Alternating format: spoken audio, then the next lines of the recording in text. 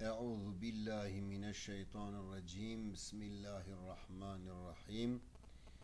Değerli dinleyenlerim, bugünkü sohbetimizde de Kur'an-ı Kerim'in zalimlere bakış açısını dile getireceğiz kısaca ve zalimlerden de bir tane örnek sunacağız. Sözlerime başlarken evvela Allah'a hamd, Resuluna selat ve selam olsun. Allah'ın selamı üzerine olsun değerli dinleyenlerim.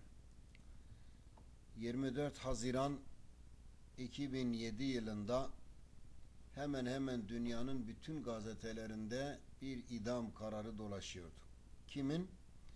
Saddam Hüseyin'in kuzeyini Kimyasal Ali lakaplı Ali Hasan el-Mecid. Bu zamanın zalimi 1988 yılında Saddam'ın Enfal adlı operasyonu çerçevesinde Güney Kürdistan'da büyük bir katliam yapmıştı. O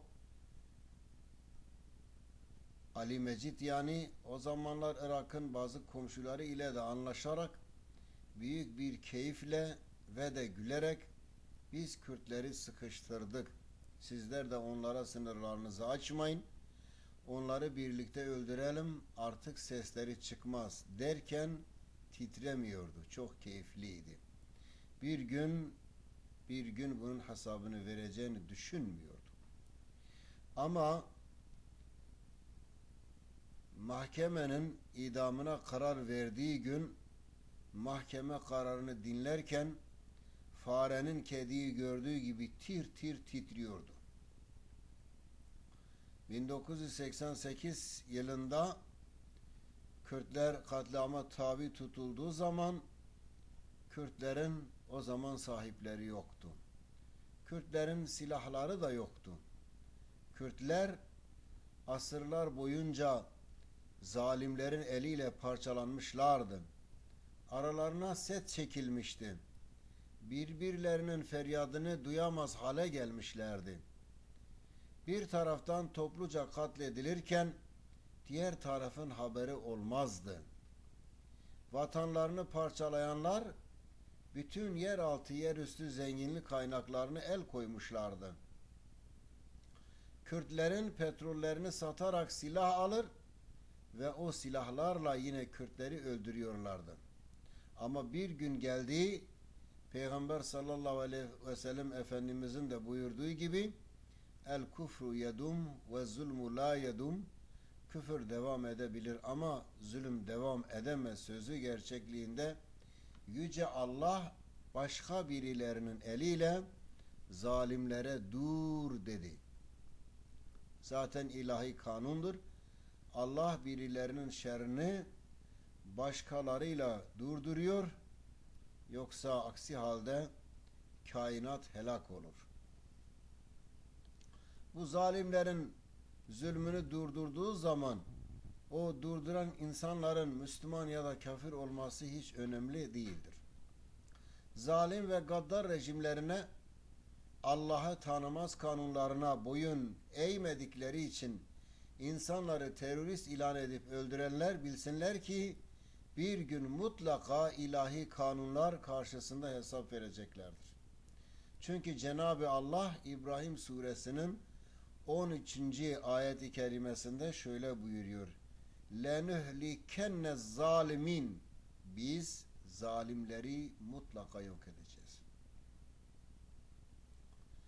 1988 yılında en az 182 bin Kürdün katlinden sorumlu Kimyasal Ali bugün dar ağacında sallanacağı saatleri beklerken böylelerinin durumunun yeryüzündeki diğer zalimlere de bir misal olmasını diliyoruz. Evet. Yine Kur'an-ı Kerim'de İbrahim suresinin 42. ayet-i kerimesinde Cenab-ı Allah şöyle buyuruyor.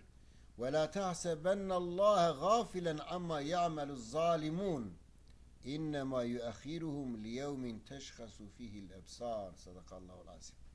Sakın Allah'ı zalimlerin yaptıklarından habersiz sanma. Allah onları ancak gözlerinin dehşetle bakabileceği bir güne erteliyor. Değerli kardeşlerim, bir Kürt atasözü var. Denir ki Tübuy mir Xwedê nekeş bir. Yani mir olsan da kral da olsan Allah'ı unutma. Unutma ki sen ne kadar güçlü olursa olsun mutlaka senden daha güçlüsü vardır.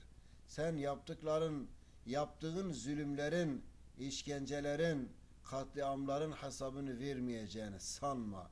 Bir gün mutlaka o hesap senden sorulacaktır ama bu dünyada ama öteki dünyada. Değişen bir şey olmaz, sen mutlaka hesabı vereceksin.